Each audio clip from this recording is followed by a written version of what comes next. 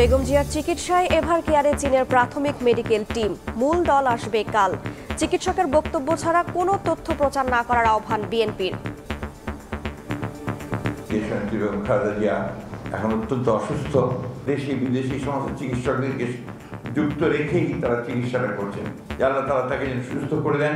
তিনি সিসিউতে আছেন, চিকিৎসা আজও চলছে তার জন্য। অন্য যে যাই বলুক, এটা কেউ যেন বিভ্রান্ত না হয়। তারেক রহমান দেশে ফিরতে চাইলে সব ধরনের সহযোগিতা করবে সরকার। নিশ্চিত করা হবে নিরাপত্তাও। জনাব তারেক রহমানের বাংলাদেশে আসার ব্যাপারে কোনো রকম আইনগত বাধা আছে বলে আমার জানা নাই। যদি কোনো বাধা থেকেও থাকে, এটা অবশ্যই আমরা জানলে ওনাকে সর্বোচ্চ সহযোগিতা করব। ওনার নিরাপত্তার ব্যাপারে আমরা সর্বোচ্চ সহযোগিতা করব।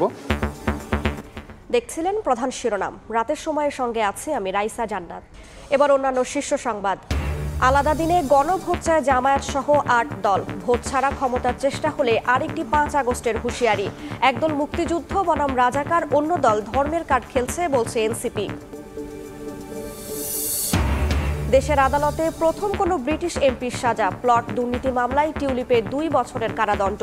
মা রেহানার ৭ ও খালা শেখ হাসিনার ৫ বছরের জেল। পিলখানা হত্যায় জড়িতদের বিচারের আওতায় আনার দাবি। তদন্ত কমিশনের প্রতিবেদন ওয়েবসাইটে প্রকাশের আহ্বান স্বজনের। নিরাপত্তা চায় ভুক্তভোগীদের পরিবার। রাজনৈতিক অস্থিরতায় কমছে বিদেশি ক্রয়াদেশ, দাবি বিকেএমই এর। বাংলাদেশ নিয়ে বহির্বিশ্বে নেতিবাচক প্রচারে রপ্তানিতে প্রভাব সাময়িক, জানালেন বাণিজ্য উপদেষ্টা। এবং খেজুর আমদানিতে শুল্ক জটিলতা। চট্টগ্রাম বন্দরে আমদানিকারকদের ৭,০০০ মেট্রিক টন ফেলে রাখার অভিযোগ। এবারও রমজানে দাম বাড়ার শঙ্কা ব্যবসায়ীদের।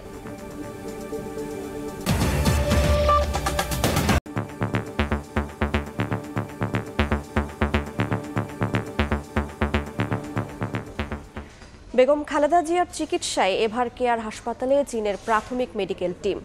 মূল দল আসবে কাল। এদিকে দলের চেয়ারপারসনের শারীরিক অবস্থা নিয়ে চিকিৎসকের বক্তব্য ছাড়া কোনো তথ্য প্রচার না করার আহ্বান জানিয়েছে বিএনপি। নানা রোগে আক্রান্ত বিএনপি চেয়ারপারসন বেগম খালেদা জিয়া ফুসফুসের সংক্রমণ নিয়ে গত ২৩ নভেম্বর হাসপাতালে ভর্তি হন। এভার কেয়ারে চিকিৎসাধীন থাকা অবস্থায় স্বাস্থ্যের অবনতি হলে গত ২৭ নভেম্বর সিসিউতে নেওয়া হয় সাবেক প্রধানমন্ত্রী বেগম খালেদা জিয়াকে। দেশি বিদেশি চিকিৎসকদের পরামর্শ চলছে বেগম জিয়ার চিকিৎসা। এর মধ্যেই সোমবার বিকেল ৩টায় তার চিকিৎসায় চীন থেকে ৫ সদস্যের একটি প্রাথমিক দল এভার কেয়ার হাসপাতালে আসেন, যাদের রিপোর্টের উপর ভিত্তি করে মঙ্গলবার মূল মেডিকেল টিম চীন থেকে আসবে বলে সময় সংবাদকে জানিয়েছেন বেগম খালেদা জিয়ার মেডিকেল বোর্ডের সদস্য ডাক্তার আল মামুন। এর আগে সকালে বিএনপি মহাসচিব মির্জা ফখরুল ইসলাম আলমগীর জানান, অত্যন্ত অসুস্থ বেগম জিয়া দেশি বিদেশি চিকিৎসকদের নিবিড় পর্যবেক্ষণে আছেন। গুলশানে বিএনপি চেয়ারপারসনের কার্যালয়ে বিশিষ্ট রাজনীতিবিদ ও অর্থনীতিবিদ ডক্টর রেজা কিবরিয়ার বিএনপিতে যোগদান অনুষ্ঠানে একথা বলেন তিনি। গণতন্ত্রের আপসীন নেত্রী দেশনেত্রী বেগম খালেদা জিয়া এখন অত্যন্ত অসুস্থ, হাসপাতালে আছেন। সারা দেশের মানুষ তার মুক্তির জন্যে আল্লাহ তাআলার কাছে দোয়া চাইছেন এবং আমাদের চিকিৎসকরা কাজ করছেন, আপ্রাণ চেষ্টা করছেন। দেশি বিদেশি সমস্ত চিকিৎসকদেরকে যুক্ত রেখেই তারা চিকিৎসাটা করছেন এবং আল্লাহ তাআলার কাছে আমরা সবসময় করে দেশবাসী এই দোয়া করছি যে আল্লাহ তাআলা তাকে যেন সুস্থ করে দেন, তিনি সুস্থ আমাদের মাঝে আসেন। এদিন রাজধানীর আগারগাঁওয়ে জাতীয় আর্কাইভ অডিটোরিয়ামে এক সেমিনারে বিএনপির যুগ্ম মহাসচিব রুহুল কবির রিজভীও বেগম জিয়ার সুস্থতা কামনায় দোয়া চান সবার। আরেক অনুষ্ঠানে মেডিকেল বোর্ডের চিকিৎসক ছাড়া অন্য কারো কথায় বেগম জিয়ার শারীরিক অবস্থার তথ্য নিয়ে বিভ্রান্ত না হওয়ার আহ্বান জানান রুহুল কবির রিজভী। নেত্রী এখন এমন একটি জীবনের সন্ধিক্ষণে এসে উপস্থিত হয়েছেন যে আমরা প্রত্যেকেই একটি উদ্বেগ উৎকণ্ঠার মধ্যে দিন যাপন করছি। তিনি সিসিউতে আছেন। পূর্বে যে চিকিৎসাটা ওনার করে আসা হয়েছে গতকাল পরশু, সে চিকিৎসা আজও চলছে তার জন্য। অন্য যে যাই বলুক, এটা কেউ যেন বিভ্রান্ত না হয়। ৯ দিন ধরে হাসপাতালে ভর্তি সাবেক প্রধানমন্ত্রীর শারীরিক অবস্থার খোঁজ নিতে প্রতিদিনই রাষ্ট্র, সরকার ও বিভিন্ন রাজনৈতিক দলের নেতারা সহ তার শুভাকাঙ্ক্ষীরা ভিড় করছেন এভার কেয়ারের সামনে। আহমেদ সালেহীন, সময় সংবাদ, ঢাকা। এদিকে বেগম খালেদা জিয়ার রোগ মুক্তি কামনায় দেশের বিভিন্ন স্থানে দোয়ার আয়োজন করা হয়েছে। দলীয় নেতাকর্মীদের পাশাপাশি এতে যোগ দেন সাধারণ মানুষও। বিএনপি চেয়ারপারসন বেগম খালেদা জিয়ার সুস্থতা কামনায় সারা দেশ বিভিন্ন স্থানে হয়েছে কোরআন খতম ও দোয়া মাহফিল। বিএনপি ও অঙ্গ সংগঠনের উদ্যোগে কিশোরগঞ্জ, জামালপুর, যশোর, কুমিল্লা, নারায়ণগঞ্জ ও বগুড়ায় কোরআন খতম ও দোয়া মাহফিল আয়োজন করা হয়। দলীয় নেতাকর্মীদের পাশাপাশি অংশ নেন সাধারণ মানুষ।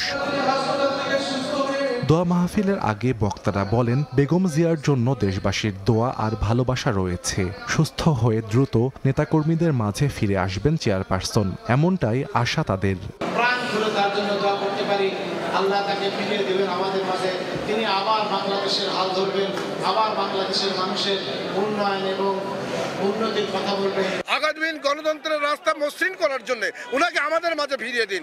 আমার মনে হয় বাংলাদেশের লাখ লাখ মানুষ যেভাবে কান্নাকাটি করছে, আল্লাহ রাব্বুল আলামিন আমাদের নেত্রীকে সুস্থ করে দেবেন। সুস্থ হয়ে আবার এই দেশের নেতৃত্ব দেওয়ার জন্য, দেশের মানুষের নেতৃত্ব দেওয়ার জন্য, দেশের মানুষের মুক্তির জন্য উনি আবার আমাদের মাঝে ফিরে আসবেন এবং এই দেশের দায়িত্বভার গ্রহণ করবেন। ব্রাহ্মণবাড়িয়া প্রেস ক্লাবে বেগম জিয়ার রোগমুক্তি কামনায় কোরআন খতম ও দোয়ার আয়োজন করে সাংবাদিক ইউনিয়ন। বিএনপি চেয়ারপারসনের সুস্থতা কামনায় দেশের বিভিন্ন স্থানে অসহায় ও দুস্থদের মাঝে বিতরণ করা হয় খাবার ও শীতবস্ত্র। সাহাল আব্দুল্লাহ আলভি, সময় সংবাদ। তারেক রহমানের দেশে ফেরা নিয়ে সিদ্ধান্ত একান্তই তার নিজের, এমন মন্তব্য করে আইন উপদেষ্টা আসিফ নজরুল বলেছেন, বিএনপির ভারপ্রাপ্ত চেয়ারম্যান দেশে ফিরতে চাইলে সব ধরনের সহযোগিতা করতে সরকার প্রস্তুত, নিশ্চিত করা হবে তার নিরাপত্তাও। ফুসফুস ও হৃদযন্ত্রের সংক্রমণ নিয়ে এভার কেয়ার হাসপাতালে বিএনপি চেয়ারপারসন বেগম খালেদা জিয়া। এ অবস্থায় তার বড় ছেলে বিএনপির ভারপ্রাপ্ত চেয়ারম্যান তারেক রহমানের দেশে ফেরার বিষয়টি আলোচনায়। তারেক রহমানের ফেরায় আইনগত কোনো বাধা আছে কিনা এ বিষয়ে সাংবাদিকদের সঙ্গে সোমবার সচিবালয়ে কথা বলেন আইন উপদেষ্টা ডক্টর আসিফ নজরুল। বলেন, তার ফেরার ব্যাপারে সর্বোচ্চ সহযোগিতা ও নিরাপত্তার ব্যবস্থা করবে সরকার। বিএনপির অ্যাক্টিং চেয়ারম্যান জনাব তারেক রহমানের বাংলাদেশে আসার ব্যাপারে কোনো রকম আইনগত বাধা আছে বলে আমার জানা নাই। যদি কোনো বাধা থেকেও থাকে এটা অবশ্যই আমরা জানলে ওনাকে সর্বোচ্চ সহযোগিতা করব, ওনার নিরাপত্তার ব্যাপারে আমরা সর্বোচ্চ সহযোগিতা করব। কেন তিনি আসছেন না এ ধরনের প্রশ্ন তোলা অবান্তর জানিয়ে উপদেষ্টা বলেন, দেশে ফেরার উপযুক্ত সময় কোনটি সে সিদ্ধান্ত নেয়ার বিষয়টি একান্তই তারেক রহমানের নিজের। অনেকে ধরনের মন্তব্য করে থাকি যে উনি কেন আসছেন না, এই সমস্ত প্রশ্ন তুলি। আমার কাছে এই সমস্ত প্রশ্ন তোলা খুব অরুচিকর মনে হয়। এটা মা ছেলের সম্পর্ক, এখানে কোনো বেগম খালেদা জিয়ার কোনো ইনস্ট্রাকশন আছে কিনা বা এখানে ব্যক্তিগতভাবে তারেক রহমানের কোনো রকম চিন্তা আছে কিনা, কোনটা উপযুক্ত সময়, এটা সবচেয়ে ভালোভাবে নির্ধারণের ক্ষমতা ওনার রয়েছে। উনি যেটা উপযুক্ত সময় সেই সময় দেশে আসবেন বলে আমি বিশ্বাস করি। এর আগেও তারেক রহমানের দেশে ফেরার বিষয়ে সরকারের পক্ষ থেকে সহযোগিতার কথা জানিয়েছেন কয়েকজন উপদেষ্টা। প্রসূন আশিস, সময় সংবাদ, ঢাকা। বিএনপির ভারপ্রাপ্ত চেয়ারম্যান তারেক রহমান এখনও ভোটার তালিকাভুক্ত হননি। কমিশন চাইলে পরেও ভোটার হতে পারবেন বলে জানিয়েছেন ইসির সিনিয়র সচিব আক্তার আহমেদ। এদিকে নির্বাচনী আচরণ বিধি লঙ্ঘন করলে প্রার্থিতা বাতিলের হুঁশিয়ারি দিয়েছে কমিশন। চলতি মাসের দ্বিতীয় সপ্তাহেই জাতীয় নির্বাচনের তফসিল ঘোষণা করবে ইসি। ভোটের প্রস্তুতি এগিয়ে নিতে চলছে তৎপরতা। সোমবার দুপুরে নির্বাচন ভবনের সংবাদ সম্মেলনে কমিশনের সিনিয়র সচিব আক্তার আহমেদ জানালেন, 31 অক্টোবর পর্যন্ত তালিকাভুক্ত হওয়া সবাই আগামী নির্বাচনে ভোট দিতে পারবেন। তবে আইন অনুযায়ী কমিশন যে কোনো ব্যক্তিকে যে কোনো সময় ভোটার তালিকাভুক্তির সিদ্ধান্ত নিতে পারেন। আমার জানা মতে না, পারতে পারেন যদি কমিশন সিদ্ধান্ত দেয়। আইনগত আছে। নতুন দল নিবন্ধনের বিষয়ে এখনো চূড়ান্ত সিদ্ধান্ত হয়নি উল্লেখ করে সচিব জানান, প্রবাসীদের ভোটদানের নিবন্ধনের সময়সীমা 1 সপ্তাহ বাড়ানো হয়েছে। 25শে ডিসেম্বর পর্যন্ত আরও 1 সপ্তাহ বাড়ানো হয়েছে। এদিন নারায়ণগঞ্জে এক কর্মশালায় কমিশনার আনোয়ারুল ইসলাম সরকার জানান, সবার জন্য লেভেল প্লেইং ফিল্ড নিশ্চিত করা হবে। হলফনামায় যদি কোনো তথ্য গোপন করেন এবং কম বেশি দেন, সেই ক্ষেত্রে পাশ করার পরেও তার এই যে পদবি এটি বাতিল হবে। নির্বাচনে ম্যাজিস্ট্রেটরা সার্বক্ষণিকভাবে তৎপর থাকবেন বলেও জানান কমিশনার। কাউসার চৌধুরী কুমু, সময় সংবাদ, ঢাকা। আলাদা দিনে গণভোট চায় জামায়াত সহ 8 দল। খুলনায় 8 দলের বিভাগীয় সমাবেশে জামায়াত আমির বলেছেন, ভোট ছাড়াই ক্ষমতায় যাওয়ার অপচেষ্টা করছেন অনেকে। চোরাগলিতে হাঁটলে আরেকটি 5 আগস্টের হুঁশিয়ারি দিয়েছেন তিনি। অন্তর্বর্তী সরকারকে উদ্দেশ্য করে জোট নেতারা বলেন, সুষ্ঠু নির্বাচনে ব্যর্থ হলে ইতিহাস ক্ষমা করবে না। স্লোগানে স্লোগানে মুখর নগরীর শিববাড়ি মোড়। শরিক 8 দলের নেতাকর্মীতে কানায় কানায় পূর্ণ সভাস্থলের চারপাশ। সোমবার দুপুরে খুলনা নগরীর শিববাড়ি মোড়ে জাতীয় নির্বাচনের আগে গণভোট সহ 5 দফা দাবিতে জামায়াতে ইসলামী, বাংলাদেশ খেলাফত মজলিস, ইসলামী আন্দোলন বাংলাদেশ সহ 8 দলের বিভাগীয় সমাবেশ অনুষ্ঠিত হয়। এ সময় প্রধান অতিথি হিসেবে জামায়াত ইসলামের আমির ডাক্তার শফিকুর রহমান বলেন, নির্বাচনে জনগণ ভোট না দিলেও ক্ষমতায় যাওয়ার পরিকল্পনা করছে অনেকে। চোরা গলিতে হাঁটার চেষ্টা করলে দেশে আরেকটা 5 আগস্ট ফিরিয়ে আনা হবে। ক্ষমতায় না গিয়ে অনেকে ক্ষমতার দাপট দেখাচ্ছে। আগামী নির্বাচনে চলে বলে কৌশলে কেউ কেউ আমরা শুনতে পাই বিভিন্ন জায়গায় বসে ষড়যন্ত্রের জাল বুনছেন। জনগণ ভোট দেখ না দেখ ক্ষমতায় আমাদেরকে যেতে হবে। সন্ত্রাসকে, ফ্যাসিবাদকে তাড়িয়ে দিয়েছিল, সেই 5 আগস্ট প্রয়োজনে আবার রুখে দেবে। বিভিন্ন দলের নেতারা আরো বলেন, পর্দার পেছন থেকে একটি দল কলকাঠি নেড়ে এই সরকারকে বিভ্রান্ত করছে। শান্তি ঐক্যের স্বার্থে আলাদা দিনে গণভোট দিতে হবে। যারা জুলাই বিপ্লবের ফ্যাসিবাদ বিরোধী সংগ্রামকে ভালোভাবে গ্রহণ করতে পারে নাই, ষড়যন্ত্র করে পর্দার পেছন থেকে কলকাঠি নাড়িয়ে বর্তমান সরকারকে তারা বিভ্রান্ত করেছে। চিকিৎসা শেষে বাড়ি ফেরার সময় হাসপাতালে সাংবাদিকদের মুখোমুখি হন জামায়াতের নায়েবে আমির সৈয়দ আব্দুল্লাহ মোহাম্মদ তাহের। বলেন, আগামীর রাজনীতি সামলাতে দলগুলোর মধ্যে আরো বেশি প্রাজ্ঞতা ও ঐক্য জরুরি। বাংলাদেশের আজকের এই প্রেক্ষাপটে বাংলাদেশের আগামী রাজনীতি এবং আগামী নির্বাচনের জন্য বৃহৎ রাজনৈতিক দলগুলোর ভিতরে আরো অনেক বেশি সমঝোতা, বোঝাপড়া এবং নীতিগত ঐক্য প্রয়োজন। এ সময় অসুস্থ বেগম খালেদা জিয়ার জন্য দেশবাসীর কাছে দোয়া চান তিনি। শফিক মুন্সি, সময় সংবাদ। এ নিয়ে আলোচনার জন্য স্টুডিওতে আছেন সহকর্মী ফারুক ভূঁইয়া রবিন। যাচ্ছি তার কাছে। রবিন, আপনাকে স্বাগত জানাচ্ছি। আমরা প্রতিবেদনটি দেখলাম, জামায়াত নেতারা আজকে একটি হুঁশিয়ারি দিয়েছেন, আরেকটি 5 আগস্টের। ঠিক নির্বাচনের আগে আসলে এরকম কেন হুঁশিয়ারি, কোন প্রেক্ষাপটে তারা এই হুঁশিয়ারিটি দিচ্ছেন, একটু বিস্তারিত জানাবেন আমাদের। রাইসা, আসলে 5 দফা দাবিতে, বিশেষ করে নির্বাচনের আগে গণভোটের আয়োজন সহ যে অন্যান্য বেশ কিছু দাবি ছিল, সেই দাবিগুলোতে জামাত সহ সমমনা দলগুলো কিন্তু যে বেশ কয়েকজন কিছুদিন যাবতই কিন্তু রাজপথে আন্দোলন করে আসছিল ধারাবাহিকভাবে। যদিও গত কয়েকদিন যাবৎ মাঠের কর্মসূচি তেমন একটা দেখা যায়নি, কিন্তু আজকে কিন্তু আমরা আবারও দেখলাম যে তারা আসলে যে সব দলের, অর্থাৎ সমমনা যে 8টি দল রয়েছে, সে 8টি দলের নেতারা একই মঞ্চে উঠেছেন এবং সেই একই মঞ্চে উঠতে গিয়ে তারা কিন্তু আরও একবার দাবি জানিয়েছেন যে আলাদা দিনেই গণভোট করতে হবে।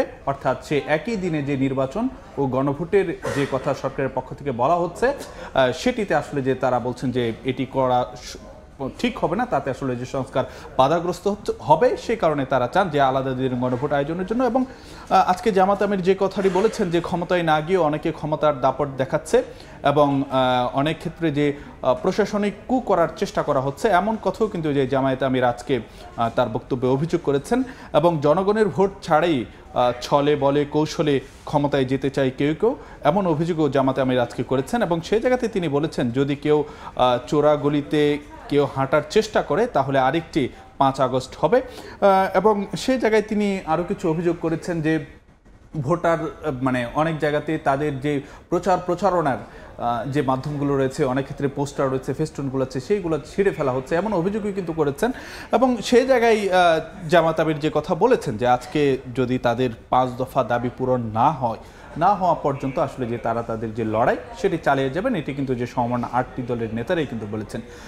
তো রাইসা, আজকে কিন্তু সংস্কার ইস্যুতে এনসিপিও এবং এনসিপির আহ্বায়ক নাহিদ ইসলাম সহ দলটির বেশ কয়েকজন নেতা কথা বলেছেন। এই সংক্রান্ত আমাদের একটি প্রতিবেদন রয়েছে, তারপর আবার আমরা আলোচনায় ফিরব। দর্শক যদি জানাতে চায়, আজকে এনসিপির আহ্বায়ক নাহিদ ইসলাম যে অভিযোগ করেছেন, একটি দল মুক্তিযুদ্ধ বনাম রাজাকার এবং আরেকটি দল ধর্ম বনাম ধর্ম বিরোধী কার্ড খেলছে, এমন অভিযোগ করেছেন, এমন মন্তব্য করেছেন এনসিপির আহ্বায়ক নাহিদ ইসলাম। এই সংক্রান্ত প্রতিবেদনটি দেখে তারপর আমরা ফিরছি আলোচনায়।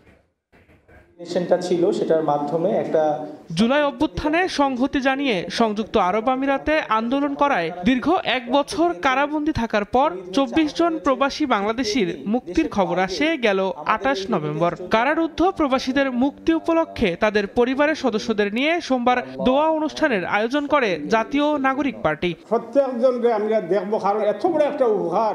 এ সময় প্রবাসী বন্দী স্বজনদের মুক্তির অনুভূতি প্রকাশ করতে গিয়ে আবেগ আপ্লুত হয়ে পড়েন পরিবারের সদস্যরা। এই মুক্তি এত সহজে আসে নাই। বিভিন্ন দপ্তরে ঘুরেছি, বিভিন্ন জায়গায় ঘুরেছি, আমাদের সঙ্গ কেউ দেয় নাই। আজকে আমার হাজব্যান্ডের 14 মাস রানিং অবস্থায় আমি যাই নাই এমন কোনো জায়গা নেই। কারাবন্দীদের পরিবারগুলো তারা অনেক সময়ই দেখা গেছে যে অসহযোগিতার জায়গাটা পেয়েছেন। দেশে রাজনৈতিক সংকট তৈরি হয়েছে মন্তব্য করে দলের মুখ্য সমন্বয়ক নাসির উদ্দিন পাটোয়ারি বলেন, যারা স্বাধীন বাংলাদেশে নিরাপত্তার অন্তরায় জনগণের সামনে তাদের মুখোশ উন্মোচন করা প্রয়োজন। স্বাধীন বাংলাদেশে নিরাপত্তার অন্তরায় কারা? এটা ইন্টারনাল শক্তি হতে পারে, এক্সটার্নাল শক্তি হতে পারে। একই অনুষ্ঠানে এনসিপির আহ্বায়ক নাহিদ ইসলাম বলেন, একটি দল মুক্তিযুদ্ধ বনাম রাজাকার এবং আরেকটি দল ধর্ম বনাম ধর্মবিরোধী কার্ড খেলছে। একটি দল প্রকাশ্যে সংস্কারের বিপক্ষে অবস্থান নিয়েছে, আরেকটি দল গোপনে সংস্কারের বিপক্ষে অবস্থান নিয়েছে। একটি দল মুক্তিযুদ্ধ কার্ড খেলছে, মুক্তিযুদ্ধ বনাম রাজাকার, আরেকটি দল ধর্ম কার্ড খেলছে। এছাড়াও প্রবাস থেকে কারামুক্ত হয়ে দেশে ফেরা প্রবাসীদের রাষ্ট্রীয় মর্যাদা, পুনর্বাসন এবং কর্মসংস্থান নিশ্চিত করতে সরকারের প্রতি আহ্বান জানান এনসিপি নেতারা। রাজনৈতিক নিরাপত্তা এই সকল কিছু নিশ্চিত করে যেতে হবে এই সরকারকে। দিন মোহাম্মদ সাব্বির, সময় সংবাদ, ঢাকা। প্রতিবেদনটি দেখছিলাম। রবিন, আমরা দেখলাম যে এনসিপির নেতারা অভিযোগ করেছে একটি দল প্রকাশ্যে এবং আরেকটি দল গোপনে সংস্কারের বিরোধিতা করছে, এবং ঠিক তারা কোন কোন ক্ষেত্রে সংস্কারের বাধাটা দেখতে পাচ্ছেন, এবং তারাও তো একটি দল। এই বাধা মোকাবেলায় রাজনৈতিক দল হিসেবে তারা আসলে কি ভাবছে একটু জানাবেন। এনসিপির আহ্বায়ক নাহিদ ইসলাম সহ দলটির নেতারা আজও যেটি অভিযোগ করেছেন সেটি হলো যে সংস্কার এবং যে সংস্কারের যে অগ্রযাত্রা সেটি আসলে যে নানাভাবে বাধাগ্রস্ত হচ্ছে, এবং সেই জায়গাতে আসলে যে তারা দুটি প্রধান রাজনৈতিক দলকে দায়ী করছেন প্রধানত, এমনটাই কিন্তু যে এনসিপির আহ্বায়ক নাহিদ ইসলামের বক্তব্যে উঠে এসেছে। এবং সেই জায়গাতে তিনি বলেছেন যে একটি দল প্রকাশ্যে সংস্কারের বিপক্ষে অবস্থান নিয়েছে এবং আরেকটি দল গোপনে সংস্কারের বিপক্ষে অবস্থান নিয়েছে, এবং এই দলগুলো যে এই সংস্কারের বিপক্ষে অবস্থান নেয়ার কারণেই এই ইস্যুতে আসলে যে কোনো একটা যে সমাধানে পৌঁছানো সম্ভব হয়নি। এবং তিনি আরেকটি অভিযোগ করেছেন যে এই যে গণভোটে কেউ না ভোটের পক্ষে প্রচারণা চালাতে পারে কোনো রাজনৈতিক শক্তি, এমন সংশয়ের কথাও কিন্তু যে নাহিদ ইসলাম আজকে তার বক্তব্যে বলেছেন। এবং তিনি আরেকটি যে অভিযোগ করেছেন সেটি হলো দুই দল দুই কার্ড নিয়ে খেলছে, অর্থাৎ তিনি এক দলকে ইঙ্গিত করেছেন যে তারা মুক্তিযুদ্ধ বনাম রাজাকার কার্ড খেলছে, আরেক দলকে তিনি ইঙ্গিত করেছেন ইসলাম বনাম ইসলাম বিরোধী যে কার্ড সেটি খেলছে। তো সেই জায়গাতে এনসিপি কোনো বিভাজন চায় না, এমনটি কিন্তু যে দলটির শীর্ষ নেতা এবং অন্যান্য নেতারা তাদের বক্তব্যে আজকে জানিয়েছেন। এবং অন্যদিকে যেমন সংকট তৈরির বিষয়ে কিন্তু এনসিপি নেতারা আজকে সংশয় প্রকাশ করেছেন যে একটি সংকট তৈরি করা হচ্ছে, এবং সেই জায়গায় নাহিদ ইসলাম যেটি বলেছেন যে নির্বাচনের আগে পরিস্থিতি ঘোলাটে করার চেষ্টা করা হচ্ছে, এবং সেই জায়গায় যে এনসিপির অবস্থান একটি যে সংস্কারের পক্ষে থাকবে সেটি কিন্তু তারা দৃঢ়ভাবেই কিন্তু আজকে জানিয়েছেন, এবং আগামী জাতীয় সংসদ নির্বাচনে তারা সংস্কারের পাহারাদার হিসেবেই কিন্তু সেই নির্বাচনে অংশ নেবে, এমনটি কিন্তু যে দলটির আহ্বায়ক নাহিদ ইসলাম আজকে জানিয়েছেন। তো এই ছিল আজকের মতো। রবিন, আপনাকে অসংখ্য ধন্যবাদ আমাদের সঙ্গে যুক্ত হওয়ার জন্য এবং খুব সংক্ষেপে বিষয়গুলো তুলে ধরার জন্য। আপনাকেও ধন্যবাদ রাইসা। এতক্ষণ আলোচনার জন্য আমাদের সঙ্গে যুক্ত ছিলেন সহকর্মী ফারুক ভূঁইয়া রবিন। রাতের সময় আরও থাকছে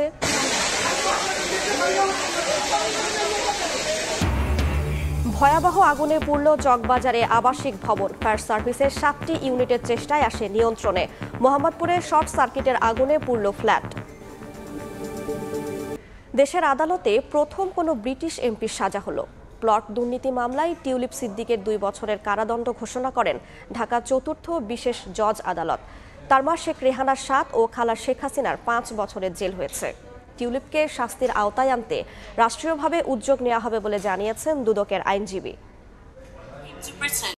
মায়ের নামে সরকারি জমি বরাদ্দ দেওয়ার জন্য খালা শেখ হাসিনাকে প্রভাবিত করেন ব্রিটিশ এমপি টিউলিপ সিদ্দিক। পরে পূর্বাচলে শেখ রেহানার নামে 10 কাঠা প্লট বরাদ্দের আদেশ দেন তৎকালীন প্রধানমন্ত্রী শেখ হাসিনা।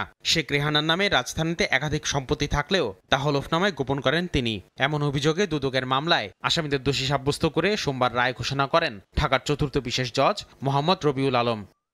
এর মধ্য দিয়ে দেশের আদালতে প্রথম কোনো ব্রিটিশ এমপির সাজা হলো। তাকে শাস্তির আওতায় আনতে রাষ্ট্রীয়ভাবে উদ্যোগ নেওয়া হবে বলে জানিয়েছেন দুদকের আইনজীবীরা। টিউলিপ সিদ্দিকী তার খালাকে এই কথা বলেই প্রভাবিত করেছিলেন যে যেহেতু আপনি 3টি প্লট নিয়েছেন, আমার মা এবং ভাই বোনদেরকেও 3টি প্লট দিতে হবে। বাংলাদেশ সরকার ব্রিটিশ গভর্নমেন্টের সাথে কমিউনিকেট করবে যে এই সাজার বিষয়টা তাকে অবহিত করার জন্য। একই মামলায় শেখ হাসিনাকে 5 বছর ও তার বোন শেখ রেহানাকে 7 বছরের কারাদণ্ড দিয়েছেন আদালত। রায় পড়ার সময় বিচারক পর্যবেক্ষণে বলেন, প্রধানমন্ত্রী হয়ে ফৌজদারি অসদাচরণ করেছেন শেখ হাসিনা। যাবজ্জীবন প্রার্থনা করেছিলাম আদালতের নিকট।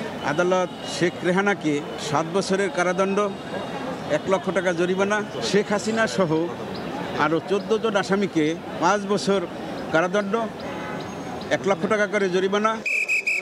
অবৈধভাবে প্লট বরাদ্দের যোগসাজশের দায়ে বাকি 14 জনকে 5 বছরের কারাদণ্ড ও 1 লাখ টাকা অর্থদণ্ড দেন আদালত। শেখ রেহানার নামে পূর্বাচলের প্লটটি বাতিল করে রাজ্যকে প্রয়োজনীয় ব্যবস্থা নেওয়ার নির্দেশও দেয়া হয়। আসিফ মোহাম্মদ সিয়াম, সময় সংবাদ, ঢাকা। পিলখানা হত্যাকাণ্ডে জড়িত সবাইকে বিচারের আওতায় আনার দাবি জানিয়েছেন হত্যার শিকার সেনা কর্মকর্তাদের পরিবারের সদস্যরা। পাশাপাশি স্বাধীন তদন্ত কমিশনের প্রতিবেদন দ্রুত ওয়েবসাইটে প্রকাশের আহ্বান জানান তারা। এছাড়া নিরাপত্তার দাবিও জানান হত্যার শিকার পরিবারগুলো।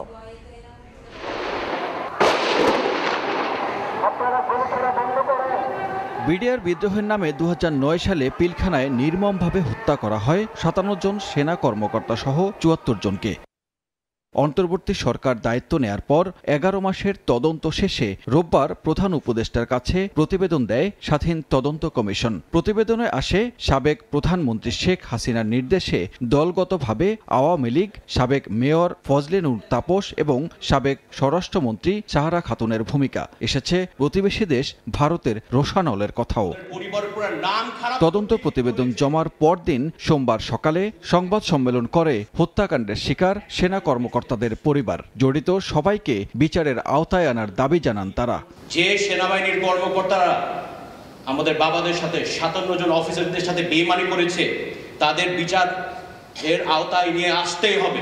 এই সকল আর্মি অফিসার তাদের নিজেদের ভাইকে বেঁচে দিয়েছে শুধু কিছু র্যাঙ্ক পাওয়ার জন্য। তারা যতক্ষণ পর্যন্ত সিস্টেমে আছে ততক্ষণ পর্যন্ত আসলে দেশ স্বাধীন হয়নি।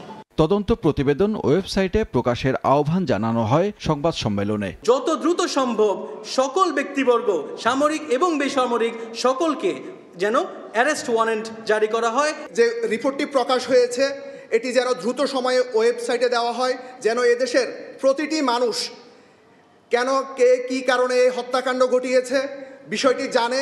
দেশের ইতিহাসের নির্মম হত্যাকাণ্ড নিয়ে দলগুলোকে রাজনীতি না করার আহ্বান জানিয়েছে নিহতদের পরিবারের সদস্যরা। নির্মমভাবে তো হত্যা করে তাদের শান্তি হয় নাই। সানবীর রূপল, সময় সংবাদ, ঢাকা। রাজনৈতিক অস্থিরতায় ক্রয়াদেশ কমাচ্ছেন বিদেশি ক্রেতারা, যার প্রভাবে গেল আগস্ট থেকে কমছে দেশের রপ্তানি আয়। ব্যবসায়ীরা এমন দাবি করলেও বাণিজ্য উপদেষ্টা বলছেন বাংলাদেশ নিয়ে বহির্বিশ্বের নেতিবাচক প্রচারণা চালাচ্ছে একটি চক্র। এতে রপ্তানি খাতে প্রভাব পড়লেও তা সাময়িক, এজন্য আলাদা কোনো পদক্ষেপের প্রয়োজন নেই। চলতি অর্থবছরের প্রথম মাস জুলাইয়ে প্রায় 25% বড় প্রবৃদ্ধি দেখার পর 3 মাস লাগাতার কমেছে রপ্তানি আয়। বড়দিন সামনে রেখেও প্রত্যাশা পূরণ হয়নি দেশের রপ্তানি আয়ের 80% যোগান দেয়া পোশাক শিল্পে। এই অবস্থায় বিশ্ববাজারে বাংলাদেশের ব্র্যান্ডিং পূর্বাঞ্চলে গ্লোবাল সোর্সিং এক্সপোর আয়োজন করেছে রফতানি উন্নয়ন ব্যুরো ইপিবি। সোমবার প্রদর্শনীর উদ্বোধনীতে রফতানিমুখী খাতের চাপে পড়ার কারণ হিসেবে রাজনৈতিক অস্থিরতাকে দায়ী করেন নিট পোশাক রফতানিকারকদের শীর্ষ সংগঠন বিকেএমই এর সভাপতি। তবে প্রশংসা করেন বন্দর ব্যবস্থাপনায় বিদেশিদের সঙ্গে চুক্তির। যে সমস্ত দেশ আমাদের এখান থেকে এখন ইম্পোর্ট করে না, সেই সমস্ত বায়ারগুলিকে খুঁজে বের করে তাদেরকে ইনভাইট করে নিয়ে আসা। ওরা এই মুহূর্তে মানে পলিটিক্যাল সিচুয়েশনের অজুহাত দিয়ে অনেকে বলছে যে এই মুহূর্তে তারা আসতে চাচ্ছে না। রফতানি খাত নিয়ে সরকার উদ্বিগ্ন নয় বলে জানান বাণিজ্য উপদেষ্টা। উদ্যোক্তাদের আশ্বস্ত করে তিনি বলেন বাংলাদেশ নিয়ে নেতিবাচক প্রচারণায় ব্যস্ত একটি চক্র। এর প্রভাব রফতানি খাতে পড়লেও এটি সাময়িক। যখন বিভিন্ন সময় আমাদের নিরাপত্তা ঝুঁকি তৈরি হয় তখন সরকার সেই অনুযায়ী ব্যবস্থা নিয়ে থাকে। এবং এই মুহূর্তে আমি এমন কোনো নিরাপত্তা ঝুঁকি দেখছি না। আপনারা জানেন যে অনেক সময় তৃতীয় বিশ্বের দেশ সম্বন্ধে অনেক ধরনের অসত্য তথ্য বিভিন্ন মাধ্যমে ঘুরে বেড়ানোর ফলে এক ধরনের ভীতি সঞ্চারিত হয়। গ্লোবাল সোর্সিং এক্সপোতে তৈরি পোশাক, চামড়া ও চামড়াজাত পণ্য, পাটজাত পণ্য, কৃষি পণ্য, প্লাস্টিক ও কিচেন ওয়্যার, ওষুধ ও তথ্য প্রযুক্তি খাতের সক্ষমতা তুলে ধরছেন উদ্যোক্তারা। সাইফুল ইসলাম, সময় সংবাদ, ঢাকা। এবার বাণিজ্যের সংবাদ।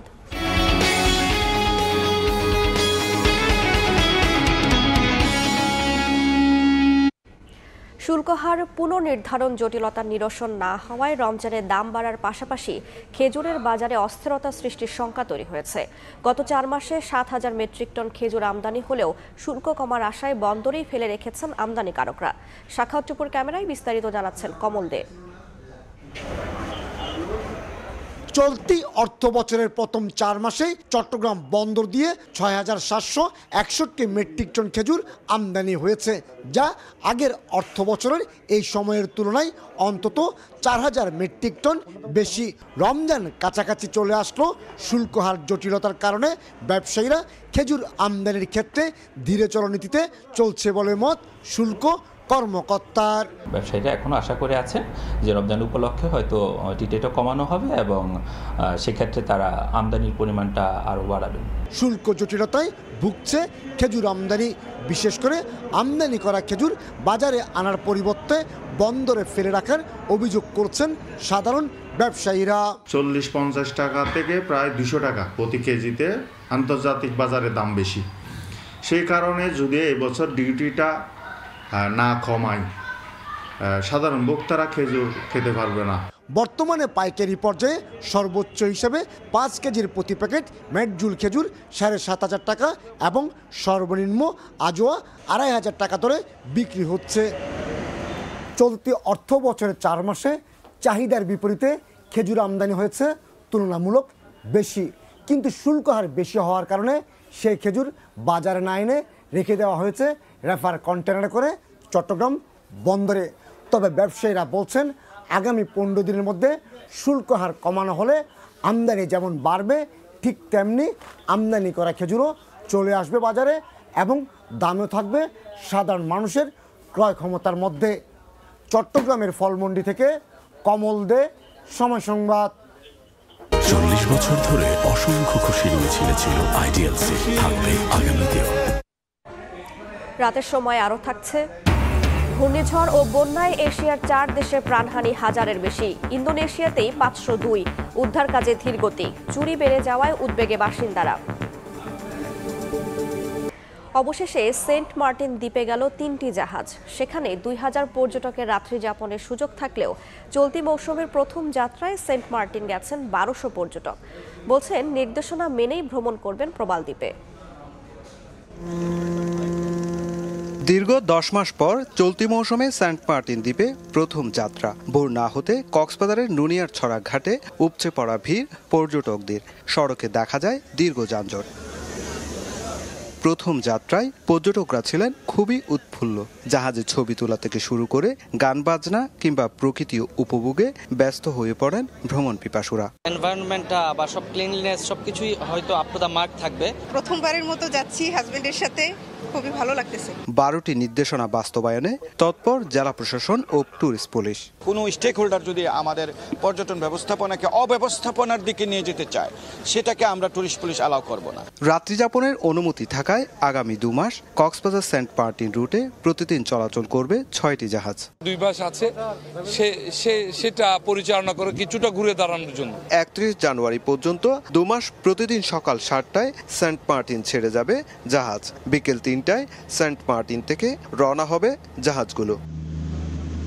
সুজাউদ্দিন রুবেল, সময় সংবাদ, কক্সবাজার। ভয়াবহ আগুনে পুড়ল পুরান ঢাকার চকবাজারে আবাসিক ভবন। ফায়ার সার্ভিসের 7টি ইউনিট 1 ঘন্টার চেষ্টায় আগুন নিয়ন্ত্রণে আনে। একই দিনে মোহাম্মদপুরের জহুরি মহল্লায় শর্ট সার্কিট থেকে ফ্ল্যাটের সব পুড়ে ছাই হয়েছে, তবে হতাহত হয়নি কেউ। সোমবার বিকেলে পুরান ঢাকার চকবাজারে ডালপট্টি এলাকার 3তলা ভবনে দাও দাও করে জ্বলে আগুন। উপরের তলায় গোডাউন থাকায় দ্রুত আগুন পাশের ভবনে ছড়িয়ে পড়ে। পরে ফায়ার সার্ভিসের 7টি ইউনিট ঘটনাস্থলে গিয়ে আগুন নিয়ন্ত্রণে আনে। স্থানীয়দের অভিযোগ, আবাসিক ভবনে অবৈধ গোডাউন থাকায় অগ্নিকাণ্ডের ঝুঁকির মধ্যে বসবাস করতে হয় তাদের। কারো ক্ষতি দেখি নাই, কিন্তু মানুষের মালের অনেক ক্ষতি হয়েছে। আমরা আসলে এই জায়গাটা থেকে নিরাপদ বোধ করি না। এই এলাকা সম্পূর্ণ জরাজীর্ণ, বাড়িগুলা খুব কাছাকাছি, মানে রাস্তাগুলা খুব সরু রাস্তা, পানির অভাব, এটা হলো এদের মেইন, এবং এরপরে হলো হিউজ ক্রাউড। এর আগে মোহাম্মদপুরের বাবু রোডের জহুরি মহল্লার 6তলা আবাসিক ভবনের উপরের তলায় আগুন লাগে। বাসার আসবাবপত্র পুড়ে গেলেও হতাহতের খবর পাওয়া যায়নি। ফায়ার সার্ভিসের ধারণা বৈদ্যুতিক শর্ট সার্কিট থেকেই আগুনের সূত্রপাত। পিছন সাইড থেকে আপনার অল্প অল্প চলতেছে, তো তখন তাৎক্ষণিক বের হয়ে আপনার ত্রিপল লাইনে ফোন দিলাম। এখানে কোনো কমতে নেই, খুব দ্রুত পানি নিয়ন্ত্রণ করা হয়েছে আগুনটা। 30 মিনিটের চেষ্টায় আগুনটাকে আমরা নিয়ন্ত্রণে নিয়ে আসতে সক্ষম হয়েছি। আগুনে সেরকম কোনো হতাহত হয় নাই। চকবাজার ও মোহাম্মদপুরের আবাসিক ভবনে পানির অভাবে আগুন নেভাতে বেগ পেতে হয় বলেও জানায় ফায়ার সার্ভিস। আদনান তুর্য, সময় সংবাদ, ঢাকা। দেশের বাইরের খবর। ভয়াবহ ঘূর্ণিঝড় ও বন্যায় শ্রীলঙ্কা, ইন্দোনেশিয়া, থাইল্যান্ড ও মালয়েশিয়ায় প্রাণহানি ছাড়িয়েছে 1000। ইন্দোনেশিয়াতেই মারা গেছেন 502 জন। এখনও নিখোঁজ রয়েছেন অনেকে। বন্যায় ক্ষতিগ্রস্তদের উদ্ধারে চলছে অভিযান। ঘূর্ণিঝড়ে বিপর্যস্ত মালয়েশিয়ার আচেহ প্রদেশে শুকনো খাবার ও চিকিৎসা সামগ্রী পাঠিয়েছে বিভিন্ন আন্তর্জাতিক সংস্থা। শ্রীলঙ্কার কলম্বোর নিম্নাঞ্চল এখনও ডুবে আছে পানিতে। বহু গ্রামে ভেঙে পড়েছে যোগাযোগ ব্যবস্থা।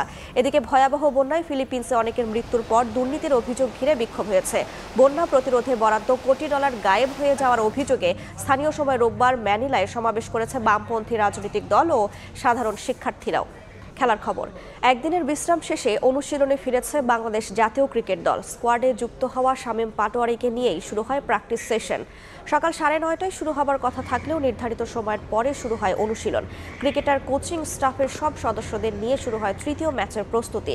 আগের রাতেই বিপিএল এর দাম হাঁকানো তাওহিদ হৃদয় ছিলেন ফুরফুরে মেজাজে। সিরিজ জয়ে ভিন্নভাবে চিন্তা করছেন লিটন কুমার দাসও। শেষ টি20তেও বদল আসবে টাইগার একাদশে। মিডল অর্ডারে আবারও পরিবর্তন করতে পারে টিম ম্যানেজমেন্ট। শেষ ম্যাচ ফ্লাড লাইটে নয়, বরং শুরু হবে বেলা 2টায়। এ পর্যায়ে শীর্ষ সংবাদ জানিয়ে দিচ্ছি আরও একবার। বেগম জিয়ার চিকিৎসায় এভার কেয়ারে চীনের প্রাথমিক মেডিকেল টিম। মূল দল আসবে কাল। চিকিৎসকের বক্তব্য ছাড়া কোনো তথ্য প্রচার না করার আহ্বান বিএনপির। দেশে ফেরা নিয়ে সিদ্ধান্ত একান্তই তারেক রহমানের। চাইলে সব ধরনের সহযোগিতা করতে প্রস্তুত সরকার, জানালেন আইন উপদেষ্টা। নিশ্চিত করা হবে নিরাপত্তা। এবং আলাদা দিনে গণভোট চায় জামায়াত সহ 8 দল। ভোট ছাড়া ক্ষমতার চেষ্টা হলে আরেকটি 5 আগস্টের হুঁশিয়ারি। একদল মুক্তিযুদ্ধ বনাম রাজাকার, অন্য দল ধর্মের কার্ড খেলছে বলছে এনসিপি।